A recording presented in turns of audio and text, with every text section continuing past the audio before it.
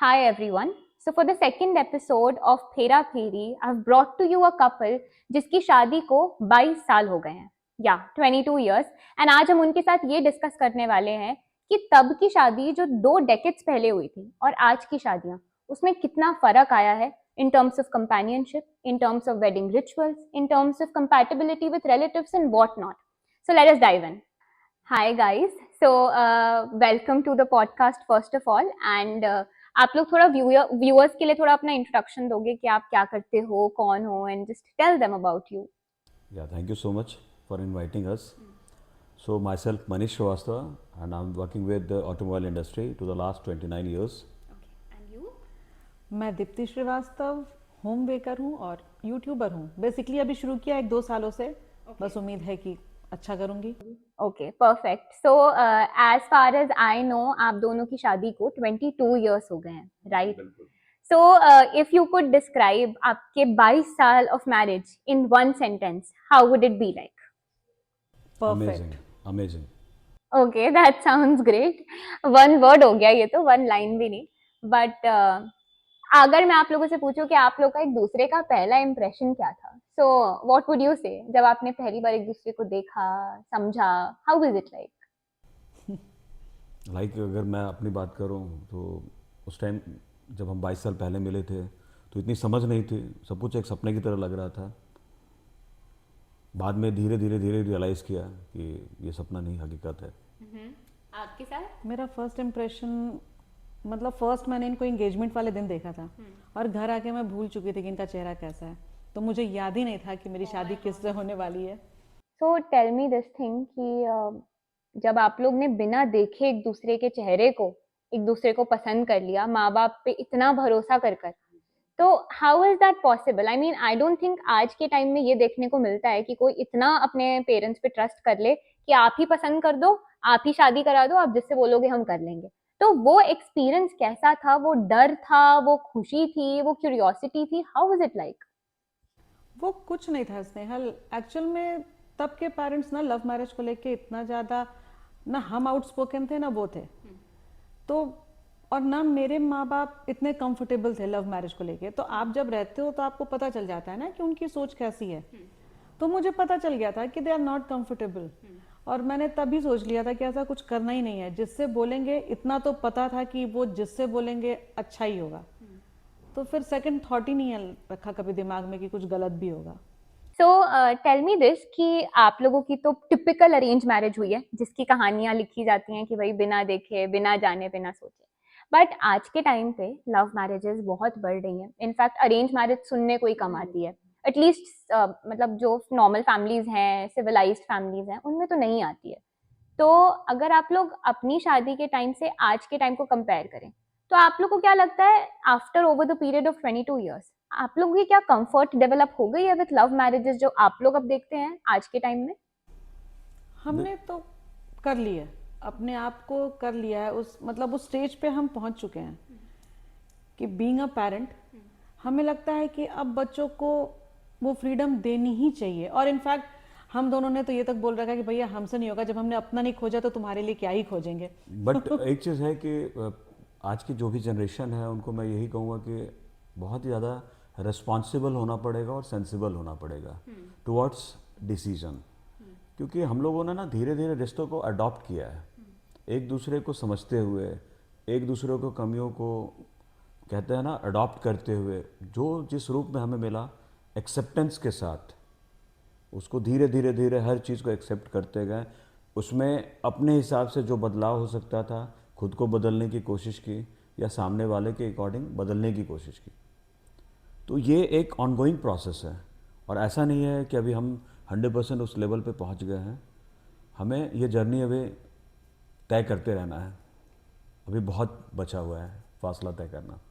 So which brings me to my next question कि पहले के शादियों में ना रिलेटिव्स की इन्वॉल्वमेंट बहुत हुआ करती थी. रिश्तेदारों की बहुत सुनी जाती थी, रिश्तेदारों से चीजें पूछी जाती थी, रिश्तेदार प्रेजेंट भी होते थे. लेकिन आपको क्या लगता है कि आज के टाइम पे उस कैटेगरी में रिलेटिव्स के इन्वॉल्वमेंट में क्या चेंज आया है? एंड आपके पर्सपेक्टिव से is it a nice change और is it a bad change? मुझे लगता है कि जैसे कहते हैं ना, आज के डेट में एक चीज़ हो गई है कि खुद जियो और औरों को भी जीने दो। तो ये कॉन्सेप्ट बढ़ते जा रहा है, और बढ़ने से क्या हो रहा है कि रिलेटिव्स को भी ये समझ में आ रहा है कि हमें कितना और किस हद तक इंटरफेरेंस करना है। और ये ज़रूरी भी है, क्योंकि लाइफ लड़के लड़कों की है, लड़के की है, लड़कियों की है। वो लोग कुछ अगर डिसाइड कर रहे हैं तो उसको लेकर आगे बढ़ना है। हो सकता है माँ बाप तो खैर उनके साथ होंगे, क्योंकि बच्चों के साथ होंगे, उनको साथ देना है। और आज की डेट में पेरेंटिंग भी डिफरेंट हो गई है। पहले जैसे होती थी उतनी इन्वॉल्वमेंट नहीं होती थी, बच्चे कर क्या रहे हैं बहुत पेरेंट्स को पता भी नहीं हो पाता था। आज की डेट में पेरेंट्स इन्वॉल्वमेंट रख रहे हैं, बच्चों के बारे में ओपन अप है। बहुत सारे ऐसे टॉपिक है जिस पे कभी बात नहीं की जाती थी पहले, वो हम ओपनली बात कर पाते हैं। तो ये ना एक दूसरे को कॉन्फिडेंस देता है। तो बच्चों और यानी पेरेंट्स के बीच में और बच्चों के बीच में जो है ना, ये जो डिफरेंस था, एक डिस्टेंस था, वो अब कहीं ना कहीं कम हुआ है, जो कि मुझे लगता है कि पॉजिटिव है इस एटमॉस्फेयर के लिए। पहले बहुत ज़्यादा रिलेटिव्स का रहता था शादियों में, चाचा मामा, माँ बाप से ज़्यादा उन सबों का इंटरफेरेंस रहता था। आज के डेट में लोगों ने खुद ही उस चीज़ को कम कर दिया है। और बीइंग अ पेरेंट हमें ये लगता है कि अब सबसे पहले बच्चे की खुशी मैटर करती है। आपका बच्चा जिसमें खुश है, जिसके साथ खुश है, आप बस वो देखो। बाकी सब तो समाज के चार लोग तो चलते ही रहेंगे, आप जैसा भी करो। True, very true. सो जब आप लोगों की शादी हुई थी और आप लोग एक दूसरे को जानते नहीं थे, तो आपके स्टार्टिंग के कुछ हफ्ते कैसे थे? एक दूसरे का पहला इंप्रेशन कैसा था? If we could relive those days 22 years back. देखो, ये ना बड़ा चटपटा और मज़ेदार सा होता है, क्योंकि लड़कों को भी ताने मिलते हैं और जो दुल्हन आती है उसको भी ताने मिलते हैं। ताने इस तरह का होता है कि भाई बदल गया, बेटा बदल गया, और बहू के आने के बाद ही ये सब कुछ होता है। तो वो भी समझना पड़ता है। लड़की के लिए भी क्या होता है कि लड़की कहते हैं ना पापा की परी, तो अपने घर में जब तक होती है, जब तक वो दुल्हन नहीं बनती है, तब तक उसके घर पे उसकी कहते हैं ना चहचहाट, सब कुछ हंसी वगैरह गूंजती रहती है। जब वो जाती है और उसको इन सब चीज़ों का सामना करना पड़ता है, कोई सरकाज़्म कर देता है, कोई व्यंग कर देता है, तो कहीं ना कहीं वो बातें ना चुभती हैं स्टार्टिंग में।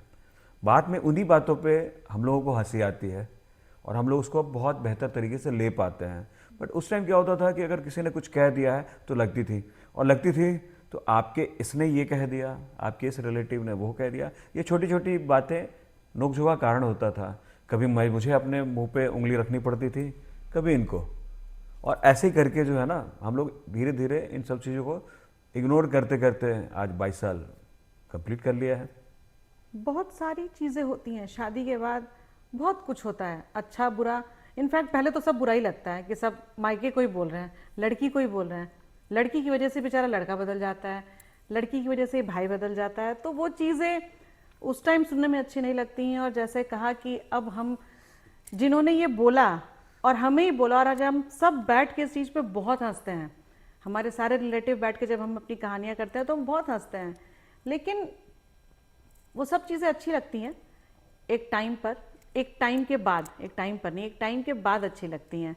और वो नोक झोंक में स्टार्टिंग में अगर बोलूं तो काफ़ी होती थी। हम एक दूसरे को जानते नहीं थे। जो सब्जी मुझे पसंद वो इन्हें नहीं पसंद, जो कलर मुझे पसंद तो हम बहुत अपोजिट थे। बाय चॉइस हम बहुत अपोजिट थे, लेकिन बस धीरे धीरे टाइम के साथ अडॉप्ट कर लिया और एक दूसरे को। बहुत ऐसी चीज़ें भी हैं जो हम लोगों में कॉमन थी। जैसे लिखने की आदत हम दोनों में कॉमन, कहीं ना कहीं गाना गाने की आदत वो हम लोगों में कॉमन, लोगों को माफ़ करने की आदत वो हम लोगों में कॉमन, आगे बढ़ते रहने की आदत वो हम लोगों में कॉमन। तो ऐसे जो प्लस पॉइंट्स थे वो हम उनको लेकर आगे बढ़े और नेगेटिव्स को पीछे छोड़ते चले गए। एक बहुत इंटरेस्टिंग चीज़, इंटरेस्टिंग नहीं मतलब बोलूँगी एक बहुत अच्छी बात, शादी के फर्स्ट डे जब हमारा इंटरेक्शन हुआ ना, जब हमने एक दूसरे से बात करी, तो ऑब्वियसली मेरे लिए पूरा माहौल ही नया था। तो एक लाइन इनकी तरफ से आई थी कि हमारी फैमिली है, इसे लेकर चलना है। और वो लाइन काफ़ी थी लोगों को अपने हिसाब से समझने के लिए, चीज़ों को अपने हिसाब से लेकर चलने के लिए। दूर होना बहुत आसान है, चीज़ों को गलत तरीके से हैंडल करना बहुत आसान है। उसको लेके चलना शायद मुश्किल भी है, पर एक टाइम पर हो भी जाता है।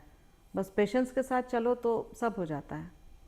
सो आई एम श्योर कि आप लोगों ने 22 साल एक दूसरे के साथ गुजारे हैं और आप लोग की तो मैरिज काफी हैप्पी, काफी सक्सेसफुल मैरिज है, that I would say. But arrange marriages हमेशा सक्सेसफुल नहीं होती। तो अगर आप लोग कुछ पॉइंटर्स बताएं दैट अरेंज मैरिज के ये कुछ नेगेटिव्स हैं जो शायद आजकल मैरिजेस में, क्योंकि आजकल तो यूजुअली लव मैरिजेस हो रही हैं जितना हमें देखने में मिलता है, सो आजकल वो पॉइंटर्स आज की शादियों में नहीं है बट हमारे टाइम पे हुआ करते थे, which played like a negative role in the weddings. हमारे वेडिंग्स में नहीं, जैसे शादी के टाइम पे भी ना सिर्फ लड़के को प्रायोरिटाइज किया जाता था कि उसकी नौकरी, उसका बायोडाटा, मतलब जो भी है आप लड़के को देख रहे हो, उसका बैकग्राउंड, लड़की पढ़ना चाहती है, लड़की कुछ करना चाहती है, इन सबों को साइड में रखते थे सब। और ये चीज़ आज के टाइम पे सबसे अच्छी है कि दोनों चाहते हैं कि दोनों ही वर्किंग हो, दोनों पढ़े लिखे हो, तो वो एक बैलेंस लाइफ चलती है। कहीं ना कहीं सब कुछ होने के बाद भी मन में एक वो गिल्ट रह जाता है कि अगर मैंने भी ये कुछ किया होता तो शायद आज हमारी लाइफ कुछ और होती। तो वो चीज़ का मुझे बहुत ज़्यादा फर्क लगता है, जो आज के टाइम पे आज के बच्चों ने उसको सॉल्व कर दिया है कि अगर पढ़ेंगे दोनों पढ़ेंगे, कमाएंगे दोनों कमाएंगे, घर चलाएंगे दोनों चलाएंगे। किसी जैसे आज के टाइम पे इन पर बर्डन, अगर आप बर्डन वर्ड में इसलिए यूज़ कर रही हूँ कि इनकम का सोर्स सिर्फ एक है घर में, लेकिन रहने वाले 2-3 हैं, और आपको अपने पिछले जनरेशन को भी देखना है, आप उनको भी नहीं छोड़ सकते, अपने माँ बाप को नहीं छोड़ सकते, बच्चों को देखना है। और अगर ये इनकम के सोर्स बढ़ जाते हैं, घर में 2 लोग हो जाते हैं ना, तो चीज़ें आसान हो जाती हैं। डेफिनेटली यही है। बट लव मैरिजेस की जो आप बात कर रहे हैं, तो मेरे को यही लगता है कि पहले कुछ नेगेटिव, ऐसा मैं नहीं बोलूँगा कि बहुत ज़्यादा कुछ नेगेटिव था, आज के डेट में नेगेटिव है। बिल्कुल आज के डेट में लड़का और लड़की इक्वली इम्पॉर्टेंट है, बेटा बेटी में फ़र्क नहीं है।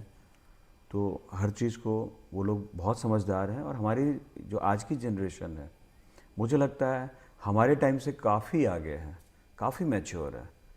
और पहले मुझे लगता था कि जनरेशन गैप 20 साल यानी फादर और सन के बीच में होता था, लेकिन आज के डेट में जनरेशन गैप तो 10 साल में क्या 5 साल में नज़र आ जाता है, क्योंकि ये गैजेट युग है।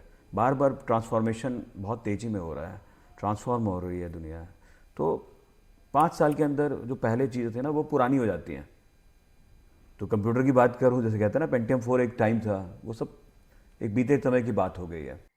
सो यू ऑल्सो नो कि अब जब हम शादियों में जाते हैं तो माहौल ही अलग होता है, वेन्यूज अलग होते हैं, डेस्टिनेशन वेडिंग्स होती हैं, शादी करने का तरीका अलग होता है। People are more focused on कि भाई इस थीम की आउटफिट पहननी है, इस टाइप की डेकोर होनी है, वरमाला में कौन से फूल होंगे। तो काफी टाइप के स्पेसिफिकेशंस आ गए हैं आजकल कि ये करना है, ये करना है। इन्वॉल्वमेंट बहुत ज्यादा बढ़ गई है ब्राइड और ग्रूम की।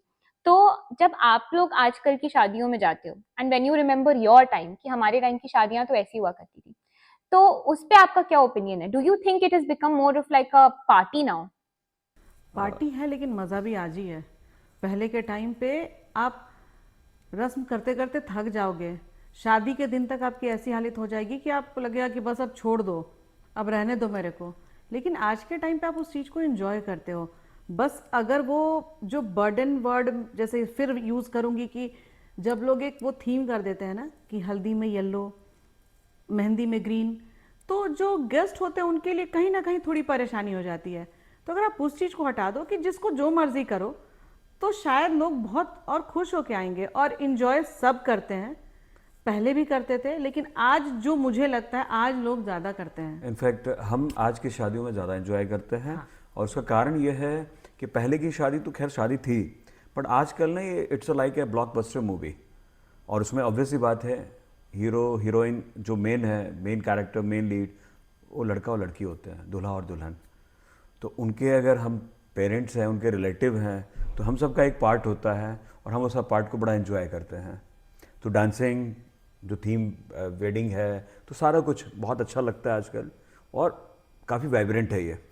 So you support this yes yes Definitely. Yes, अगर अफोर्ड कर सकते हो अगर आप तो afford करना कर चाहिए। सकते हो, बस ये क्योंकि ये एल्बम जब आप देखोगे आज से 22 साल 25 साल के बाद, यानी अगर मैं चाहूँ, अगर मैं हमारी शादी आज के डेट में दोबारा से हो तो शायद मैं वो सारी चीज़ें फिर से मतलब आज के टाइम के हिसाब से पहले के टाइम पे ना शादी के टाइम की फोटोग्राफ सबसे खराब आती थी कि दूल्हा दुल्हन को ना, दूल्हे को तो स्पेशली जोकर बना देते थे सब। और दूल्हा दूल्हा उसी दिन नजर आता था जिस दिन उसकी शादी होती थी, उसके पहले तो एक्चुअल में जोकर ही नजर आता था। लेकिन आज के टाइम पे वो चीज़ें जब आप कोई भी चीज़ जब आप बाद में एल्बम में देखते हो ना, तो वो चीज़ जब रिकॉल करते हो तो वो मोमेंट आपको खुशी देनी चाहिए। पहले के टाइम पे जब हम अपने एल्बम देखेंगे ना, अरे हमने ये नहीं किया, अरे हम कैसे लग रहे हैं, ये बातें होती हैं। आज के टाइम पे देखो तो एक सेलिब्रेशन लगता है, तो अच्छी लगती हैं आजकल की शादियाँ। अगर बजट में आपका जितना बजट है, सबसे मेन आप अपने बजट में अगर काम कर रहे हो तो फिर आपको जो मर्जी आए करो, फिर दुनिया क्या कह रही है इसकी टेंशन नहीं और लेनी है। एक्चुअल में it's a life time celebration. ज़्यादातर शादियाँ लॉन्ग लास्टिंग भी होती हैं, ऐसा नहीं है कि बहुत जल्दी वो टूट जाती हैं, ख़त्म हो जाती हैं, अनसक्सेसफुल है। बहुत सारे आज के डेट में, क्योंकि हम इंडिया में रहते हैं और इंडिया में शादी का मतलब ये होता है, कहते हैं ना जन्म जन्म का साथ, हम ये कॉन्सेप्ट लेके चलते हैं कहीं ना कहीं माइंड में। तो ये लाइफ टाइम सेलिब्रेशन है और सेलिब्रेशन फुल ऑन होना चाहिए। सो शादी जब हम करते हैं तो शादी के साथ साथ काफ़ी रिस्पॉन्सिबिलिटीज़ भी आती हैं, वो तो डेफिनेट सी बात है। तो अगर आपका ऑब्जर्वेशन हो कुछ कि पहले के टाइम के कपल्स पे इस तरीके के प्रेशर होते थे, आज के टाइम पे इस तरीके के प्रेशर है, तो व्हाट डू यू थिंक उन प्रेशर्स में क्या डिफरेंस आया है over the period of those 2 decades? Pressures की बात कर जहाँ करूँ ना स्नेहल, पहले जो सबसे पहला प्रेशर शादी में जो मैंने फील किया है, शादी होते ही शुरू हो जाते थे जो चाची मामी काकी बुआ होती है ना, कि आप 2 से 3 कब हो रहे हो, जो सबसे पहला ये फैमिली सबसे, में ये मैं भी प्रेशर यही आता बोलने था। वाला था, बच्चे का प्रेशर, यानी ये सबसे बड़ा प्रेशर लेकिन होता था। आज के टाइम पे आई लव कि कपल डिसाइड करते हैं कि उन्हें बच्चा करना है, उन्हें बच्चा नहीं करना है, उन्हें और बच्चा कब करना है। अडॉप्ट करना है, उन्हें बच्चा कब करना है। उसमें किसी और की इन्वॉल्वमेंट ना होनी ही नहीं चाहिए, ये उनका पर्सनल डिसीजन है। लेकिन तब हम ये नहीं कर पाए, फिर भी मतलब हम लोगों ने तो फिर भी उस चीज़ को कहीं ना कहीं रखा, लेकिन तब भी एक आया, वो प्रेशर आया, हमारे पर भी आया, और उस प्रेशर को फील किया इसको हम दोनों प्रेशर ने नहीं ही। बोलूँगा, इसको हम इस तरीके से लेते हैं कि एक्चुअल में हम लोग माँ बाप बनना चाहते थे, तो हमने बहुत ज़्यादा डिले नहीं किया इसको। ऑब्वियसली हम सुनते थे कि कब गुड न्यूज़ दे रहे हो, कब गुड न्यूज़ दे रहे हो, तो फिर हमने उसको प्लान किया, बट हमने डिले नहीं किया। आज लोग प्लान कर रहे हैं और उसको डिले भी कर रहे हैं, इसलिए कि भाई ज़िंदगी ना मिलेगी दोबारा, तो उस तरीके से ज़िंदगी को जी लें। हमने डिफरेंट तरीके से लिया इसको, इसीलिए मैं प्रेशर नहीं बोलूँगा। लेकिन बच्चे के अलावा भी तो किसी तरीके के प्रेशर्स आज के कपल्स पे होते होंगे, अगर नहीं होता तो। और पहले के टाइम बच्चों के अलावा और क्या प्रेशर होते थे जो आप लोगों को डील करना होता था? एक होता था सबसे निभाने का प्रेशर, आपको अपने सारे रिलेटिव्स से निभाना ही है, चाहे कोई भी हो, दूर दूर के भी अगर है ना रिलेशन में, तो आपको उनसे निभाना है, आप चाहो ना चाहो, आपको अच्छा लगता हो ना लगता हो।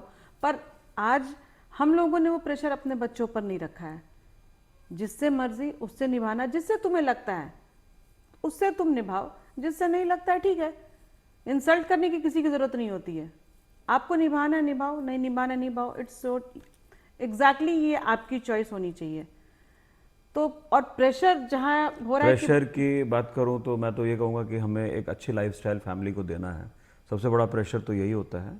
और ये शादी है तो या शादी नहीं है तो ऐसा कुछ नहीं है, कि ऑब्वियस सी बात है, ये माइंड में प्रेशर तो रहता ही है कि अच्छा और फैमिली को और अच्छा हम किस तरीके से लाइफस्टाइल दे सकते हैं। और आज के टाइम के लिए क्या प्रेशर्स होते हैं? आज के टाइम के आजकल लिए के टाइम पे एक तो अपनी लाइफ को ही अच्छे से लीड करना सबसे बड़ा प्रेशर है आजकल के जनरेशन को, क्योंकि उन पे वर्कलोड इतना है, खुद को संभालना है, खुद के घर को आई थिंक संभालना है। एम्बिशन का प्रेशर बहुत बड़ा है। Exactly, एम्बिशन का ambition प्रेशर बहुत बहुत ज़्यादा ज़्यादा है, है। क्योंकि एक्सपेक्टेशन जो है ना वो बहुत ज़्यादा हो गई है लाइफ से, और हमें भी पता है कि टाइम बहुत ज़्यादा है नहीं, तो हमें जो अचीवमेंट करनी है वो अभी करनी है और जल्दी करनी है। हम लोग ना, अगर मैं अपनी बात करूं, मुझे याद है कि 4-4 साल तक हम एक ही सैलरी पे, एक ही डेजिग्नेशन पे भी काम कर लेते थे, लेकिन आज के डेट में लोग उस पर नहीं करते हैं काम, स्विच करते हैं बहुत फ्रिक्वेंटली। आजकल के ये बच्चों सब में एक प्लस डिफरेंट है, पॉइंट क्या डिफरेंस है, जो मैंने देखा बट ये है, भी पॉजिटिव है। देखो क्या है ना कि हम अननेसेसरी उसको टाइम को डिले कर रहे थे। आज अगर योग्यता है कि मैं इस लेवल पे पहुंच सकता हूं, तो वाई टू वेट। अगर मेरे अंदर आज कैपेबिलिटी है तो मुझे आज ही वो हासिल करना चाहिए, जिसमें हम पहले झिझक करते थे, टाइम लेते थे। अब लोग क्योंकि कॉन्फिडेंट है तो वो ये डिसीजन फास्ट ले पाते हैं। नहीं, यही चीज़ मेरा भी है कि पहले लोग ना, जैसे कहते हैं ना, मैनेज करना लाइफ को, अपनी शादीशुदा ज़िंदगी शुरू होने के बाद मैनेजमेंट शुरू करते थे कि हाँ हमें पैसे बचाने हैं, हमें ऐसे सेविंग करनी होगी तो हम ये कर पाएंगे। लेकिन आज के बच्चे इतने कॉन्फिडेंट हैं और वेल मैनेज्ड और हैं बहुत जिम्मेदार है। कि उन्हें पहले से पता है। इनफैक्ट पढ़ाई के टाइम से उन्हें पता है कि कहाँ एसआईपी करना है, कहाँ म्यूचुअल फंड में डालना है, कैसे पैसे बचाने हैं, कैसे क्या खरीदना है, उन्हें पहले से सब कुछ पता है।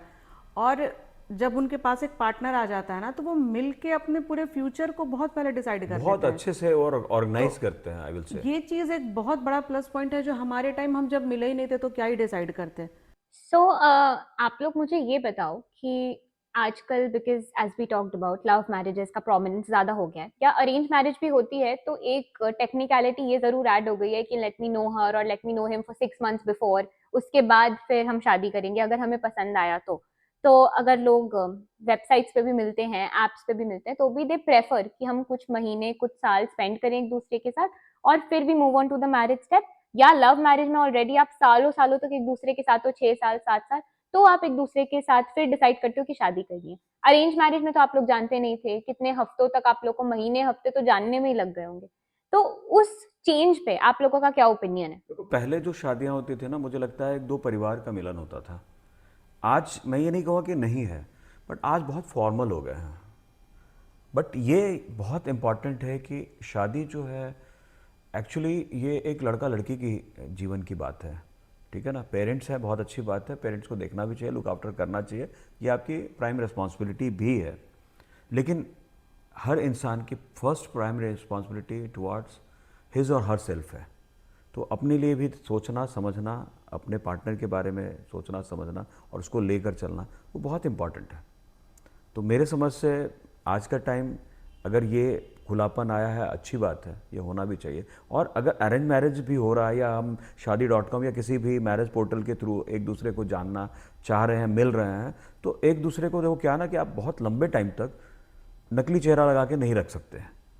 तो कहीं ना कहीं आपकी धीरे धीरे ना असलियत बाहर आती है। कुछ आपकी अच्छी बातें समझ में आएंगी, कुछ नेगेटिव आपको लगेगा जब आप एक दूसरे से मिलते हो। इसको डेट कह लो, चलेगा। अगर आप 6 महीने अगर किसी को डेट कर रहे हो तो आपको उसके अच्छाई के साथ साथ कुछ बुराइयां भी मिलेंगी। So as a parent of a daughter, आप आजकल के टाइम में बहुत चीजें बदल गई है जो पहले नहीं हुआ करती थी। पहले लड़कियों के साथ बहुत ही ज्यादा डिस्क्रिमिनेशन हुआ करता था, जैसे आपने ही हमें अपने आंसर में बताया। तो आजकल के टाइम में तो काफी चीजें बदल रही हैं। लड़कियों की खुद की समझ, अवेयरनेस, एजुकेशन, राइट्स की एजुकेशन, चीजों को लेके बदल रही है। कहीं ना कहीं डाउरी सिस्टम बदल चुका है बहुत हद तक, पेरेंट्स का इन्वॉल्वमेंट बदल चुका है। तो as a parent of a daughter, आप लोगों की इन सब चीजों पे क्या ओपिनियन है, and what do you think can still get better? ये भी अभी एक चीज है जो लड़कियों के लिए लैक करती है शादियों में, और जिससे लड़कियों के पेरेंट्स को डर लगता है कि यार शादी के बाद हमारी लड़की को ये फेस करना पड़ेगा, जो आपके हिसाब से बेटर हो सकती है। बीइंग अ फादर और mother of girl child, daughter है हमारी, तो ऑब्वियसली हम तो ये चाहेंगे फ्यूचर ब्राइट हो, बट उसके डिपेंडेंसी ना हो किसी के ऊपर। वो अपने डिसीजंस ले पाए, और लेना भी चाहिए। इक्वालिटी का ज़माना है, वो अपने ओपिनियन रख सके और बेखौफ रखे। हाँ, ये ज़रूर है कि हम कहाँ पे गाइड करेंगे उसको, जहाँ वो गलत होगी। डिसरेस्पेक्ट नहीं करना है किसी को। और ऑब्वियसली सिक्के के दो पहलू होते हैं, जो आपको कई बार दिख रहा होता है वही सही है, ऐसा नहीं है। हमें अंडरस्टैंड करना पड़ेगा एक दूसरे को भी, और फिर बीच का रास्ता निकालना पड़ेगा कि what could be the best way for both of them, लड़के के लिए भी लड़की के लिए भी। बीइंग अ पेरेंट स्नेहल, मैंने जो अपनी बेटी को, इनफैक्ट आपको, जो सबसे पहली बात ये सिखाई थी कि सबसे पहले आपको अपना, आप में इतनी काबिलियत होनी चाहिए कि आपका बैंक बैलेंस ऐसा होना कि आपको अगर कुछ भी खरीदना हो आपको किसी से पूछना ना पड़े। क्योंकि वो जो इंडिपेंडेंसी आती है ना, वो और किसी चीज़ से नहीं आती। कोई कुछ भी बोल ले, वो चीज़ नहीं आएगी। और वो हम लोग फील करते हैं ना, बीइंग अ होम मेकर मैं ये फील करती हूँ कि कुछ भी है जो, अगर मुझे कुछ भी लेना है, मुझे आपने देखा है कि मुझे पूछना होता है ना एक बार पापा से कि मैं ये ले रही हूँ, ये ठीक होगा ना, एक डाउट रहता है मेरे मन में। लेकिन जब आप इंडिपेंडेंट हो गए ना, सबसे पहले वो डाउट आपके मन में नहीं रहेगा, क्योंकि आपने खुद कमाया, आप खुद खर्च कर रहे हो, और आप इतने कैपेबल तो होने ही चाहिए। और शादी के बाद, चाहे शादी पहले की हो या शादी अब की हो, आपको पेशेंस, आपको ट्रस्ट, आपको वो कंपेनियनशिप रखनी ही पड़ेगी, और रखना भी चाहिए, और ये वो बहुत जरूरी है। अंडरस्टैंडिंग रखनी पड़ेगी, एक दूसरे को समझना ही पड़ेगा, चाहे शादी किसी भी ज़माने में आप करो। So, which brings me to my other question as well, that if, because you are again parents हो आप एक girl child के, so how do you think according to you is like that ideal bride family, bride side family? Because पहले के time पे ना bride की side से बहुत expectations हुआ करते थे जिसके साथ हम सब aware हैं. तो how do you think is this ideal bride side family? It should look like this. क्या है वो आपका ideal? आइडियल कुछ भी नहीं है। देखो, एजुकेटेड फैमिली होती है ना तो चीज़ें बड़ा अच्छा रहता है, आसान रहता है कि वो आज के समय को, अपने दौर को, सबको समझते हुए आए हैं, देखते आए हैं, जीते हुए आए हैं उस पल को ना। तो वो जो भी एडवाइस करेंगे वो सही होना चाहिए बहुत हद तक। हम लोग भी अगर एडवाइस करेंगे तो अपने, क्योंकि हमने वो एक्सपीरियंस किया हुआ है, तो हम कई बार हो सकता है किसी चीज़ को कहें कि इग्नोर करो, कुछ चीज़ों को कहेंगे कि नहीं ठीक है, आप अपनी जगह पे सही हो, आपको स्टैंड यही रखना है। लेकिन अगेन ये डिपेंड करता है आपके ऊपर, आपको अपना कहते हैं ना वाइज डिसीजन लेना है, इन्फ्लुएंस नहीं होना है। इन्फ्लुएंस होने में चाहे पेरेंट्स ही क्यों ना हो, डिसीजन आपको लगता है कि जो आपके दिल को तसल्ली दे।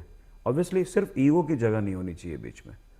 फैमिली कोई भी हो, दोनों के बीच अंडरस्टैंडिंग होनी बहुत ज़रूरी है। जब आप एक शादी करते हो ना, तो लड़की का घर हो, लड़की के घर हो, उसके पेरेंट्स हो, उससे फ़र्क नहीं पड़ता। दोनों को ही ये समझना पड़ेगा कि उन दोनों को एक दूसरे की रिस्पेक्ट करनी है, उन दोनों को एक दूसरे के बच्चे की रिस्पेक्ट करनी है। वो रिलेशन तभी आगे बढ़ेगा, क्योंकि ज़रूरी नहीं है कि जब भी कोई शादी होगी सेम स्टैंडर्ड में हो, सेम कास्ट में हो, ये नहीं होता। ऊपर नीचे होता है, हर जगह होता है, बहुत रेयर होता है कि सब कुछ मैच हो। तो आपको अगर वो समझ है ना, वो रेस्पेक्ट है एक दूसरे के लिए, तो फिर हर रिलेशन सही चलता है। सो आप लोग की शादी की तो 22 साल हो गए.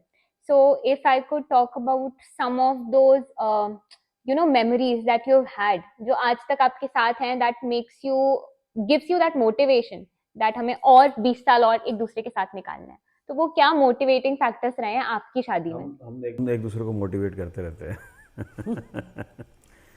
और बस यही है, एक दूसरे का हाथ पकड़ के इतने लंबे टाइम तक हमने एक किराए के मकान से सफ़र शुरू किया था और आज अपना मकान, बड़ा मकान है। तो मैं तो ये कहूँगा कि she is my biggest strength. ये मोटिवेशन है और आगे बढ़ने की प्रेरणा है, और इसको लगता है कि मैं कर सकता हूँ और मैं उस करने की पूरी कोशिश करता हूँ। हम लोगों ने स्नेहल सबसे पहले ना एक दूसरे पे ट्रस्ट किया, सबसे पहले, और एक दूसरे को और एक दूसरी की फैमिली को हम दोनों ने ही बहुत रेस्पेक्ट दी। दोनों ने कभी एक दूसरे को किसी के सामने लेट डाउन नहीं होने दिया। मजाक करना, आपस में लड़ना झगड़ना अलग रहा, लेकिन किसी तीसरे के सामने एक दूसरे को लेट डाउन नहीं होने दिया। और एक बहुत बड़ी खासियत बीइंग अ जेंट्स अगर मैं इनकी बताना चाहूँगी कि ससुराल में आपको क्या होता है ना कि एक बैलेंस लड़के को सबसे ज़्यादा बनाना होता है। शादी करके लड़की आई है, उसके लिए सब अननोन है। अगर वो किसी पे सबसे ज़्यादा विश्वास कर रही है तो भाई ऑब्वियसली हस्बैंड है, जान रही है नहीं जान रही है वो फ़र्क नहीं पड़ता, डे वन से हक हो जाता है कि पति तो मेरा ही है, तो मेरी बात ही सुनेगा। तो इनमें सबसे एक प्लस पॉइंट जो मैंने देखा कि कैसे रिश्तों को बैलेंस करते हैं। अगर माँ है तो माँ के सामने बीवी की इज्जत कैसी होनी चाहिए, और अगर बीवी है तो बीवी के सामने माँ की इज्जत कैसी होनी चाहिए। ये बहुत बड़ा प्लस पॉइंट है जिसके लिए मैं हमेशा, मतलब अकेले में 10 लोगों के सामने भी इस चीज़ के लिए मैंने हमेशा अप्रिशिएट किया है। अच्छा, आप लोग मुझे ये बताइए कि आजकल जेंडर रोल्स शादियों में यूजुअली नहीं देखे जाते। मतलब ऐसा कुछ सिस्टम नहीं है कि तुम कमाओगे, मैं किचन में रहूंगी, तुम ये करोगे, तुम वो करोगे, कोई जेंडर रोल्स नहीं है। हर चीज में आजकल कंपेनियनशिप और 50-50 की बातें आती है। लेकिन जब मैं आप लोगों की शादी की तरफ जाऊं या उस टाइम की शादियों में जाऊं जो 20 साल 30 साल पहले हुई थी, तो वहाँ जेंडर रोल्स की बहुत ज्यादा प्रेजेंस थी. तो if you could you know bring some light on this topic कि वो जेंडर रोल्स कैसे हुआ करते थे जो आज तक आप लोग के साथ चलते आ रहे हैं. देखो, पहली चीज़ जो उस टाइम भी था कि जैसा कि पहले भी बोला था इन्होंने कि ये देखा जाता है कि लड़का क्या करता है, क्या कमाता है, लड़के का ख़ानदान कैसा है, वो मेरी बेटी को खुश रख पाएगा नहीं, बेटी क्या चाहती है, बेटी क्या करना चाहती है, इसके बारे में नहीं सोचते थे और ना सोचने की इतनी ज़रूरत समझते थे. अगर बेटी कुछ अच्छा कर भी रही है तो भी उसकी प्रायोरिटी होती कि उसकी अच्छे घर में शादी करवाना. ये पेरेंट्स के माइंड में हमेशा रहता था. हम पेरेंट्स हैं, हम ऐसा नहीं सोचते. हम इसलिए ऐसा नहीं सोचते कि हमने ये माना है और हमने ये जाना है कि हमारी बेटी इतनी कैपेबल है कि वो अपने लाइफ को बहुत अच्छे तरीके से लीड कर सकती है. हमें इस बात की सेटिस्फेक्शन है. तो वो सेटिस्फेक्शन की मुझे लगता है कि पहले के टाइम पे कहीं ना कहीं पेरेंट्स के अंदर वो कमी थी. और शायद क्योंकि हम उस ज़माने से आते हैं, obviously she is home maker और मैं obviously earning member of this family हूँ, तो मैं आज भी अर्न कर रहा हूँ, तो मैं इनके काम में दखलंदाजी नहीं करता. घर से रिलेटेड सारे इनके डिसीजंस होते हैं और ये होने भी चाहिए. तो होम मेकर है, तो अगर होम को कंस्ट्रक्ट करना है, उसको डेकोरेट करना है, उसको कैसे चलाना है, वो फिर वो सारी आज़ादी जो है उनकी होनी चाहिए जो इनकी है. तो यही आप कह सकते हो. हाँ, मैं जब मेरे को मतलब मूड होता है और मैं ऑब्वियसली बात है थका हुआ नहीं हूँ, तो मैं भी कुकिंग में थोड़ी बहुत हेल्प करने की कोशिश करता हूँ. अदरवाइज चाय से ऊपर बढ़ता नहीं मैं. साल में 1-2 बार स्नेहल. चाय तो रोज पिलाता हाँ, हूँ. चाय रोज पिलाते हैं. साल में 1-2 बार मूड होता है ना, जब मॉर्निंग थके हुए टी नहीं हम होते हैं. इकट्ठे पीते हैं और मैं बनाता हूँ. So that brings me to my very last question for the both of you कि अगर आज कोई कपल शादी कर रहा है और अगर आप अपने सारे एक्सपीरियंस से, सारी ऑब्जर्वेशन से, खुद की शादी, आपके आसपास वालों की शादियों से उनको कोई एक लेसन, कोई एक एडवाइस देंगे, तो each of you what would that advice be? मैं सिर्फ ये कहूँगा कि एक दूसरे पे भरोसा रखना, एक दूसरे की डिसरिस्पेक्ट मत करना, यानी रिस्पेक्ट फॉर इंडिविजुअल होनी चाहिए, ये रखना. कमेंट करना है एक दूसरे पे करो, एक दूसरे के फैमिली पे नहीं. दूसरा सबसे इम्पॉर्टेंट, लाइफ को खुलकर जीना. किसी बात की, किसी पेयर प्रेशर में पड़ने की ज़रूरत नहीं है. अपने लाइफ को अच्छे से एंजॉय करो, ये आपकी लाइफ है. हम लोग आपको एंजॉय करते हुए देख के खुद बहुत मोटिवेट भी होंगे और सेटिस्फाई भी होंगे. सबसे पहले स्नेहल, ट्रस्ट बेसिक है. ट्रस्ट, कौन घर से निकल के कहाँ जा रहा है किसी को नहीं पता होता, लेकिन अगर आपका ट्रस्ट है ना एक दूसरे पे, तो फिर आप कहीं भी रहोगे आप खुश रहोगे. वो कहीं आपको निकल के जाने नहीं देगा फिर. दूसरा, जो डिसरिस्पेक्ट की बात की, बिल्कुल वो चीज़ तो होनी ही चाहिए.